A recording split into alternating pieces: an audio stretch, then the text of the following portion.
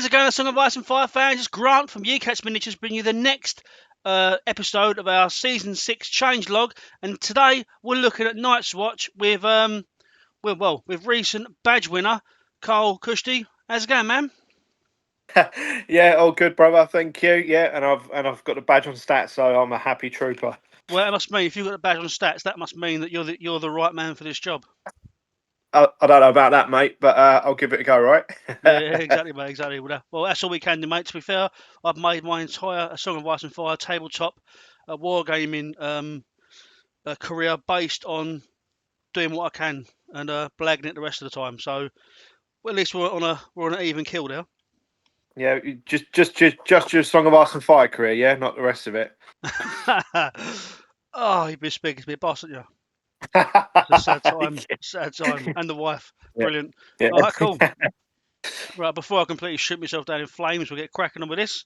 Obviously we've just seen the season 6 changes. With these episodes, I always speak to the guests at the beginning to go over some of the wider rules and how they feel that affects the faction that we're talking about. So obviously this time we're talking about Night's Watch. So I'm just going to ask you a couple of questions on those rules. So the first and foremost being no more neutral commanders in every faction. So now neutral commanders are now restricted purely to neutral lists. How do you think that affects Night's Watch and the way they want to play? Do you think it hamstrings them, or do you think maybe they had enough that they didn't really need them in the first place? What's your views on the neutral commanders in Night's Watch? To be honest, mate, thematically they didn't fit, did they? Let's face it. I think the changes for the positive. Don't think as a faction Night's Watch really needed them. Not going to lie, I know Stats had the feature for the little medallion. If you're that way inclined, not something to chase personally because, like I just said, it's not thematic. So yeah, good riddance. Let them be their own thing, and let Night's Watch just keep taking the black, mate. Yeah, I think that's really for me. It's good for the balance because it means that they haven't got to try and work out whether or not neutral commanders work with all the other factions. All they've got to worry about is neutrals in a vacuum of neutrals, which is, I think, is good for the balance.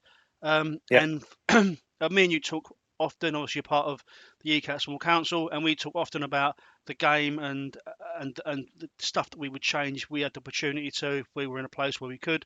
And I feel like fluff has always been a massive driving force for our conversation. So not being able to take neutral commanders in the Night's Watch makes sense, I think, anyway, regardless. I would have liked to have seen a little bit of flexibility around some of the other factions, some of the neutral commanders, but if you start making allowances for some factions and not others, that's when we start to get a serious problem happening. So I agree. I think as far as a fluff reason goes, I think they made the right choice there. Yeah, totally. The second being the auto pass and auto fails. Now, obviously, I spoke to Steve about Free Folk this morning, and me and him, again, he stated it was a legacy thing, and he's right, it is. But me and him always played it that way. That double one was an auto fail and double six was an auto pass. It was only till quite recently that we realised that wasn't what the actual rules were. I mean, most of my guests have said that they don't feel that they've ever been in a position where it was so bad that the opponent couldn't pass it anyway. But how do you feel about this new change? Well, like you just said, it was something I always thought was a thing. Snake eyes would always fail and 12s would always pass. And it was one of the people in the community group that said, actually, no, you can go beyond a 12 and it's an auto fail and you just rolled a D3, which I thought was very situational. It didn't strike me that it was right, but it was the rules. No. So now they've actually come out and made that a thing. It just adds that extra layer of clarity. Dragons aren't immune from rolling snake eyes and auto passing morale. Yeah. They will fail it on a double one. So, it seems right. It feels right, and I think that's where they've gone with this update. Is trying to push things in the right direction. Yeah, it definitely feels like they're trying to make it more of a game to get you to. And we'll talk a little bit about the extra attack restrictions now as well, and how they're sort of been toned down a little bit. But it feels like they're trying their best to get you to round 6 now. For a complete game.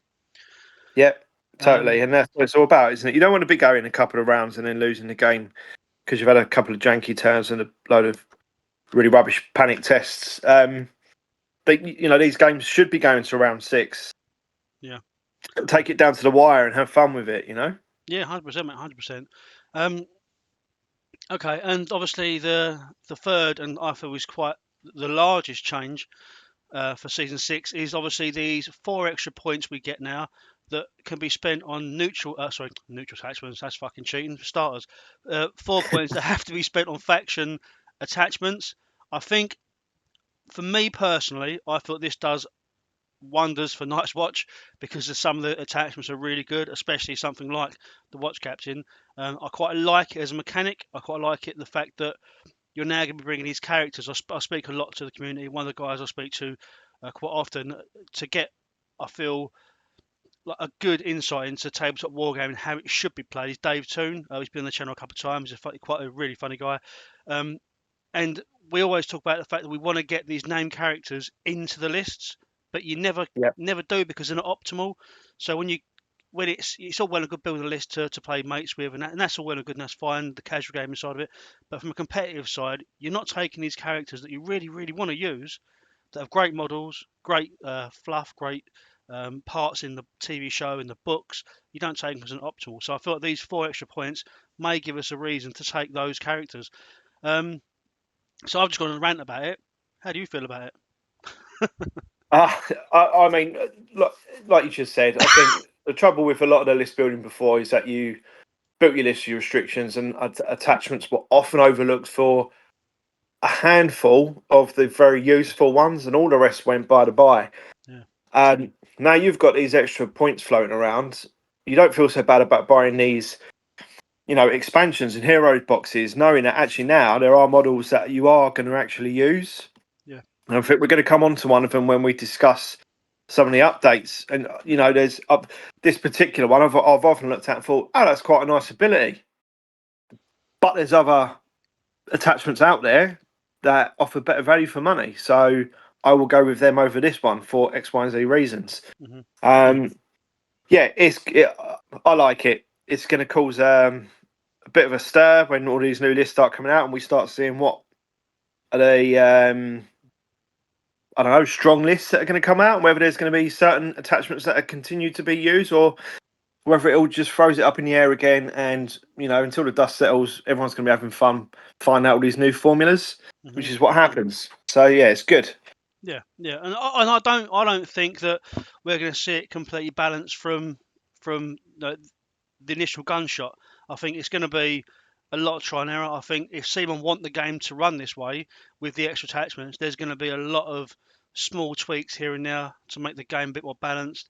Things that have already come up is like Mag going down to 1 point and Mother Dragons not being given that same rule. So I think there's going to be a little bit of give and take and a little bit of tweaking as we go. But I think ultimately this is a good way to go. I like the way the game of it, and I feel really positive about the game state at the minute. Yeah, I'm really interested to see what happens. Yeah, likewise, mate. Likewise. Change is good. It stops it being in a rut for people as well. It keeps the game fresh, so it keeps that interest going. Yeah. I mean, there was a lot of talk about the game feeling quite stagnant in the last season. I was still really enjoying it. Obviously, me and yourself do a lot of tournament stuff, both from an organisational point, but also from playing. And I've always enjoyed last season. I didn't feel like it was getting stagnant, but I can see where people got that from and where that may be sort of found. And so this is them, I guess, trying to just change up a little bit and make it different. Yeah. Anyway, let's get stuck into these changes then, mate. So first up on screen, we've got Sir Dennis Mallister, Shadow Tower Commander, and Edison Dolorous Ed. Obviously, one of which being a commander, one of which being an attachment, a 1 point attachment, I believe Edison Tollett is.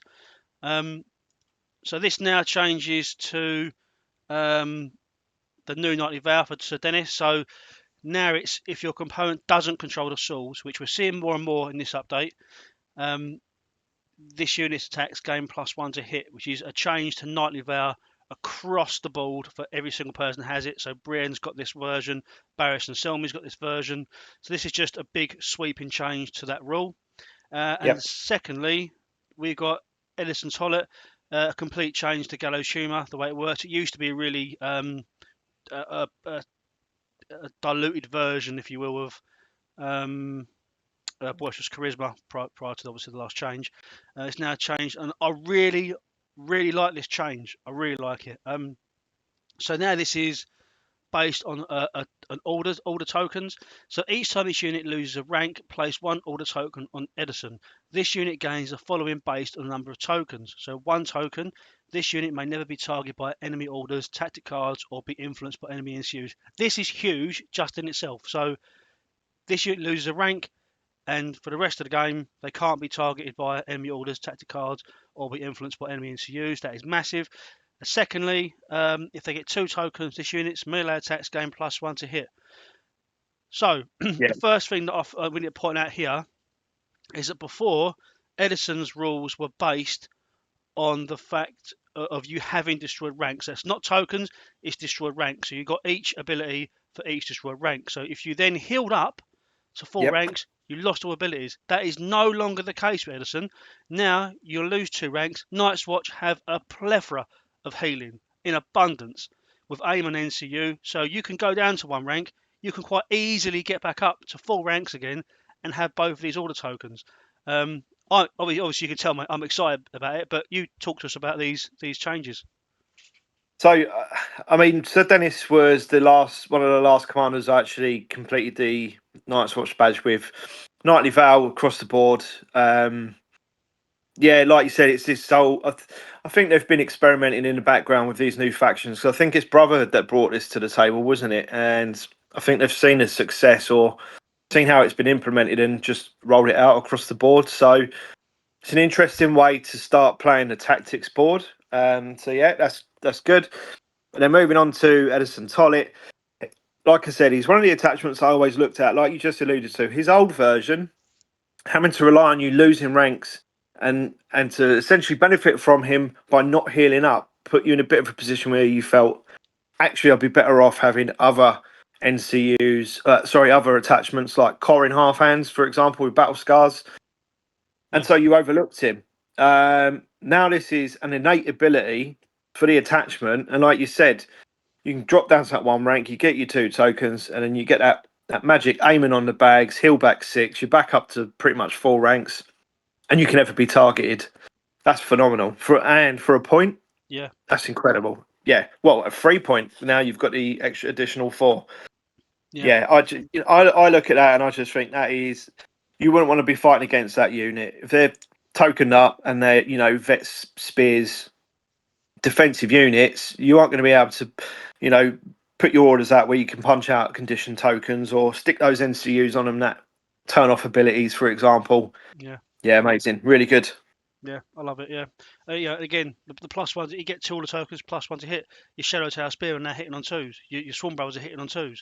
Your vets are hitting on 2s. I mean, the vets, especially with precision, you're basically fishing for precision now. You're just as likely to roll a 6 as you roll a 1. Yep, that's incredible. I think we're going to see Edison in a lot of lists now. I think he's going to be really, really good. Agreed.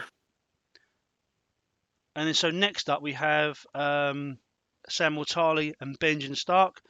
So the changes here are that Samwell simply goes down a point, no changes to his card.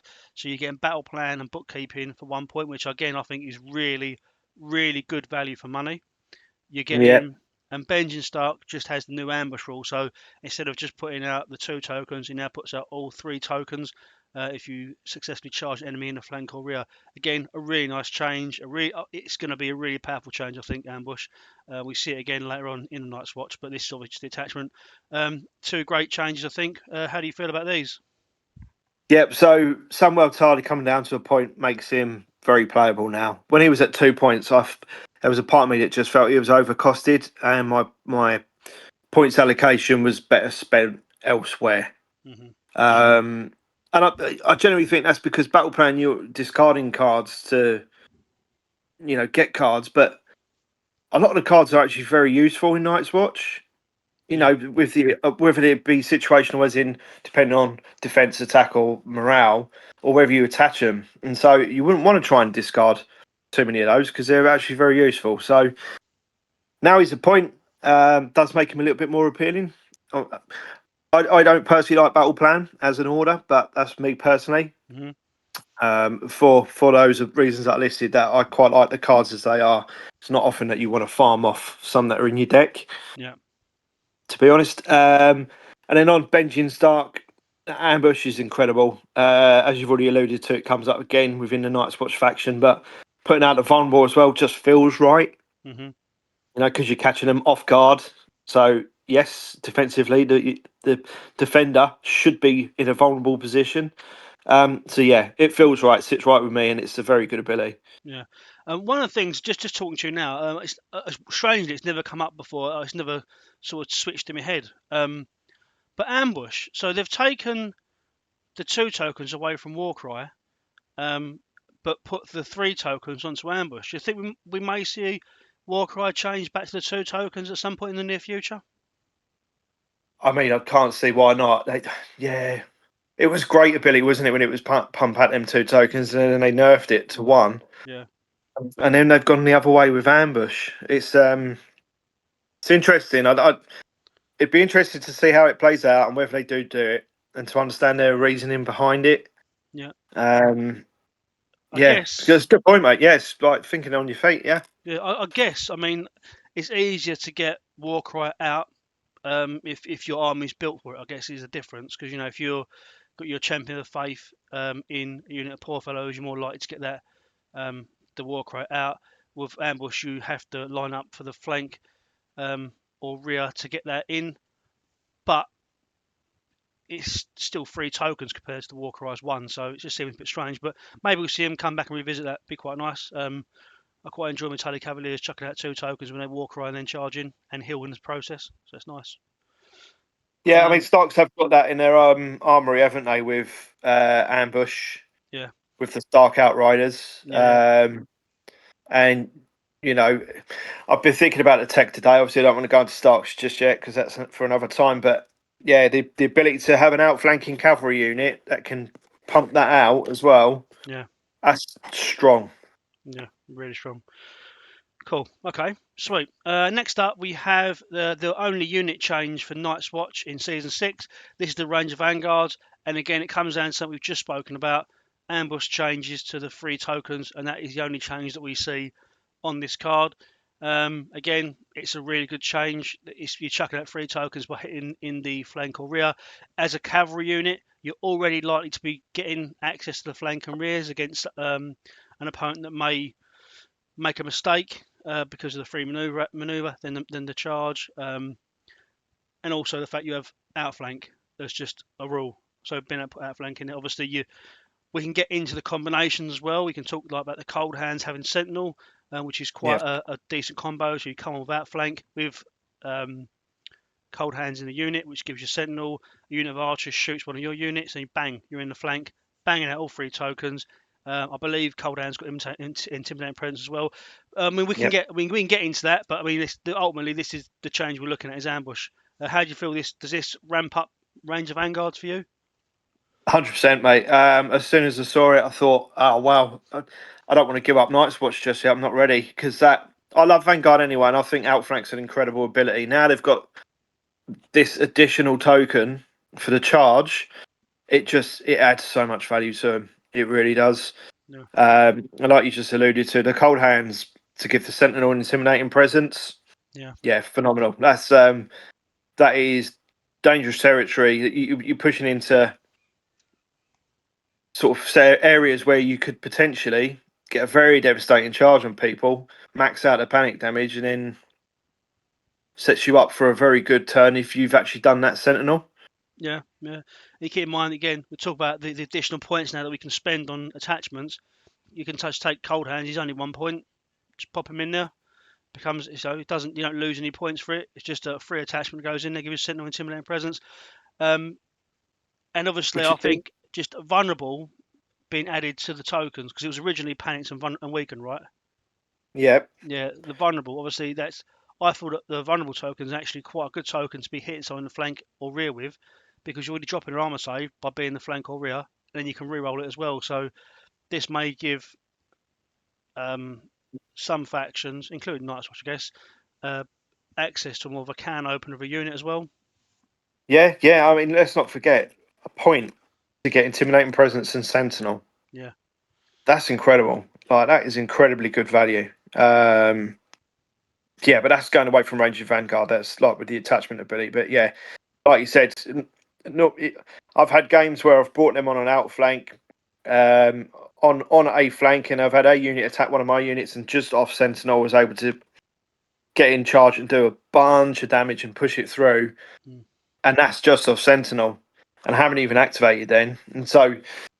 You know, you're looking at all these things and how you could set it up and really benefit because that's going to be damage that's done in your opponent's turn or as a result of an opponent's action potentially. So, yeah, mate, I'm buzzing for him. Really am. Awesome. Okay, cool. So next up we have the one NCU change for Night's Watch is Yoren, Wandering Crow. You were already using him as he is now. So was Steve. Steve's been using him as well at 6 points.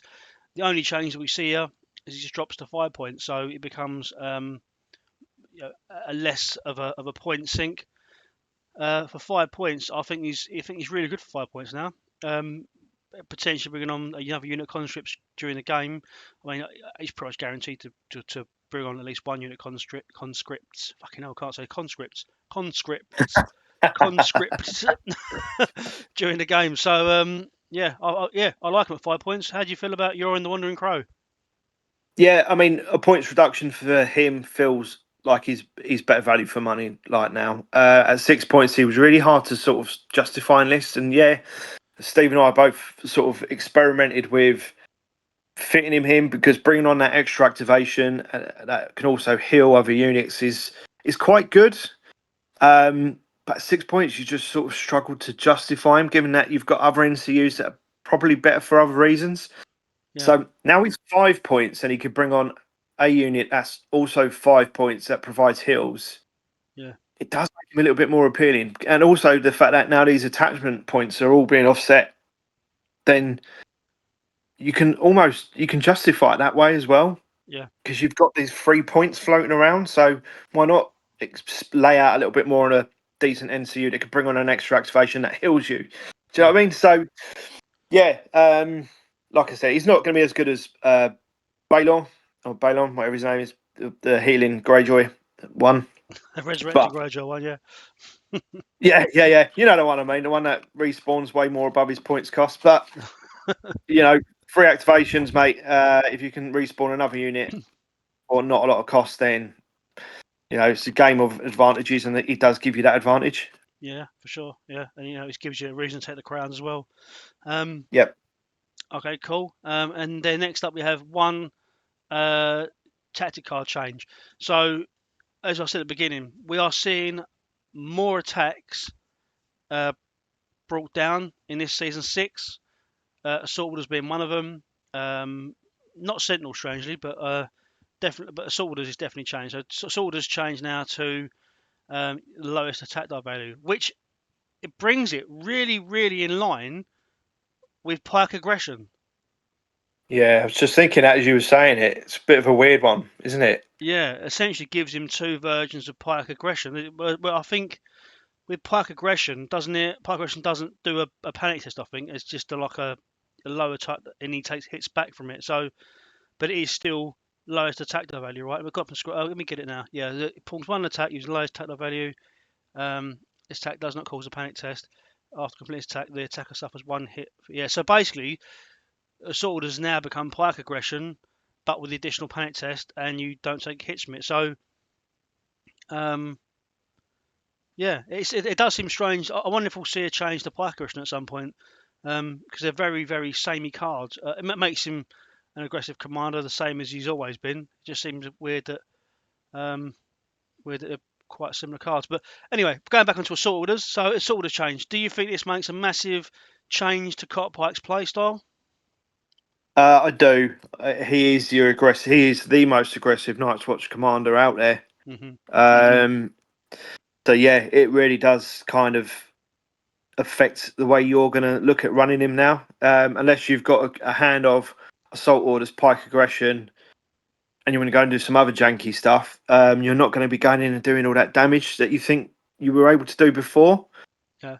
And I think that's where he sort of his strength was trying to do that big hit on the charge, bounce out if you've got him in range of hunters, do some shots as well, or even assault orders in, have a whack, pike aggression, have another go, bounce out, then shoot.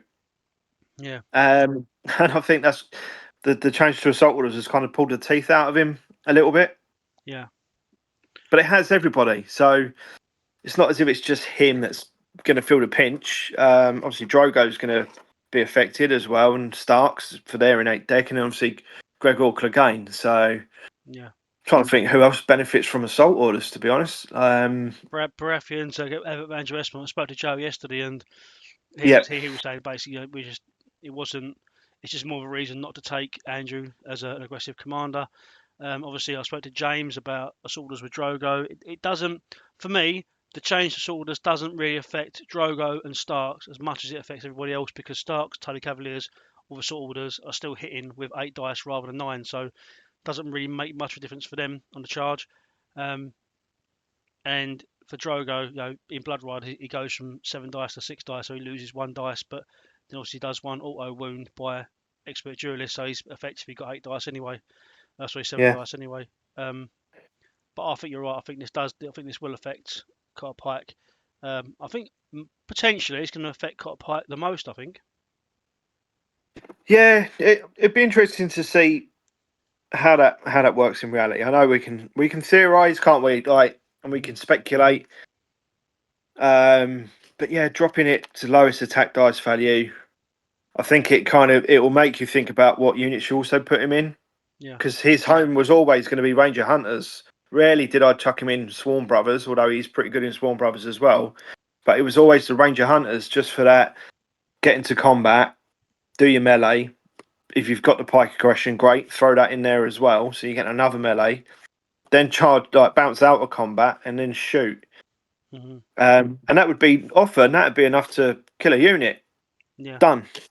Yeah. Now I don't think that's going to be the case.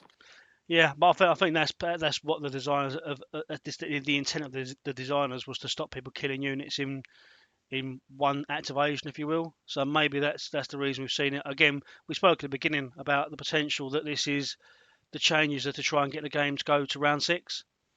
Yeah, And obviously yeah. deleting a unit is And without hearing the dev's sort of reasoning behind it, I don't know.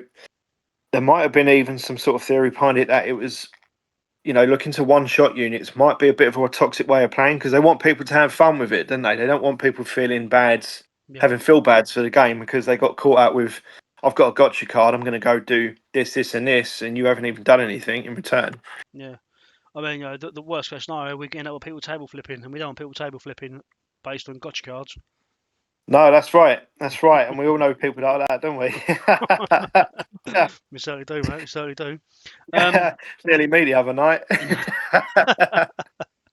Awesome. All right, sweet. Well, I think that's the end of the changes for Night's Watch, mate. So, what I do at the end of these is I'll ask the guest a couple of questions. First is, how do you think season 6 is going to affect Night's Watch list building and Night's Watch playstyle? I think it's going to be awesome for Night's Watch. They've got a lot of really good tech in attachments. Edison Tollett now is very playable. Yeah. I was a big fan of double vets and watch captains, so that double vets watch captain list is now double vets with watch captains for free of charge, Yeah. which is fantastic. That, yeah, like it just opens up so much. It's exciting to see what people are going to start coming up with. Yeah. And I'm dreading playing into stuff. I'm dreading playing into Night's Watch now, because I just know they're going to have so much tech. Yeah. Yeah, I'm buzzing. I think it's a good change. Like I said, I'm excited for where it's going to go. You know what the community's like. That people will always find really janky combinations. Yeah. Yeah, it's exciting times, mate. Really good. Awesome. And the second question that I asked my guests is, outside of Night's Watch, what is your biggest wow moment from season 6 that you've sort of couldn't believe happened, or thought, oh, that's great, that's really, really sort of changed something. Like for Steve mentioned that it was for him, it was the brother without banners not having any changes. For me, I said it was Mag dropping down to 1 point. But what is your sort of highlight outside of Night's Watch? So there's two things. Highlight wise, I think it's this 4 points for these attachments. Hmm. I think it's been really well considered. I think that we kind of saw them thinking about it when they've done the Bolton's 3 attachments with the Bastard Boys and stuff. Yeah, So yeah, these 3 4 points, and I know we keep referring to them as 3 4 points, but that is going to open up the game so much, and I think that's a really good positive. Biggest surprise was that the Bolton's not getting as much love as I feel they should have, but maybe I'm biased because I love Bolton. They've got a place in my heart. mm. And I think they're the underdog that everyone roots for. So, Yeah, yeah, yeah, yeah. I mean, yeah. I think the other thing is as well, people are getting excited about, oh, maybe we need to run 5 and 2 activations and just to benefit from these 3 points. mm. I don't feel like it needs to go that way. I feel like your 4 and 3s are going to still be where it's at, Yeah, personally. But it's nice now to have the options for all these attachments going in these units. It's going to add a lot more fluff to the IP. Yeah. yeah. I think just to touch on a couple of things there you said. So the first season 6 change that we did was with Dan Gilbert for Bolton's. Mate, he is so pumped for House Bolton's. It is unbelievable. Like he's I think he thinks that they are in a well. I think they are in a much better place, but he really feels that the changes are going to make a big difference to Bolton. So I'd be really, really interested. He's just done really well in the Invitational, but as well as a current Bolton list can do. So I'd be really interested to see how he sort of gets on with this season 6 version of Bolton's. And also, so the conversation with Joe yesterday, he said something that really resonated. What resonated? It's a word. Resonated? I think it is resonated. Um, he said that people might need to become okay with the fact they're not going to spend the 4 free attachment points because it might not play the way they want it to play. And I've been thinking about it quite a lot recently. Today during Mother's Day, when I should be thinking about my wife and my mum, but I thought I'll think about Joe McCarthy talking about preference. But I wonder if that is maybe a place that we need to get to where we are playing with a couple of points less because they're not going to give us any benefit. But I also think that the developers need to sort of look at attachment restrictions as well. Maybe start lifting some of those, which we have seen in some factions, not in Night's Watch, but I mean Night's Watch have got Satin, so it means you'll see Satin in every single list now because he ignores attachment limits. Yeah, satin's very good, very good. I often run satin with Jaw, Yeah, Mormont, and yeah, I like it for the Dauntless. Want free Dauntless? Who wouldn't want free Dauntless? we don't want to see it yet. It's yeah. Honestly, it's a really really nice change, and you're gonna see so many combinations cropping up now. It's gonna be incredible. Awesome, Yeah. awesome. Okay, cool. Well, that's the end of the Night's Watch changes. Me and you are jumping back on tomorrow night to talk about Starks, which I'm really looking forward to.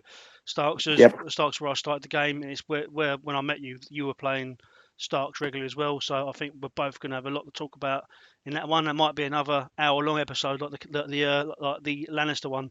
But I'm looking forward to that one. There's a lot more Yep. change in Starks than there have been in Night's Watch. Thanks everyone for joining us today. If you do like the video, you enjoy the conversations that we're having, please do like the video. Please do share the video as well. It helps with YouTube analytics. So, I mean, go around your nan's house and flick on YouTube on the TV, bang on a bit of Ye Cats season 6 overviews just to get the numbers up. I mean, you should probably enjoy it as well. You know, everyone loves Cotter Pike, don't they? Um, yeah. um, Yeah. Uh, Yeah. and if you like what we do enough that you want to support the channel a bit more, please do subscribe. We do appreciate everyone that jumps on board this journey with us and talks to us in the live discussions on the Yee chats and the streaming. So do please join in and subscribe to the channel. And cheers to you, Carl. Thanks for coming on today and talking to me about Night's Watch. I know you've been playing a lot recently, so I think you're best placed in our little circle to talk to me a little bit about Night's Watch. Thanks for the opportunity, mate. No, I appreciate that, honestly. Lovely. Okay, mate. Well, cheers. Have a good evening, and I'll speak to you soon. Likewise, take care. See you tomorrow. Bye, mate.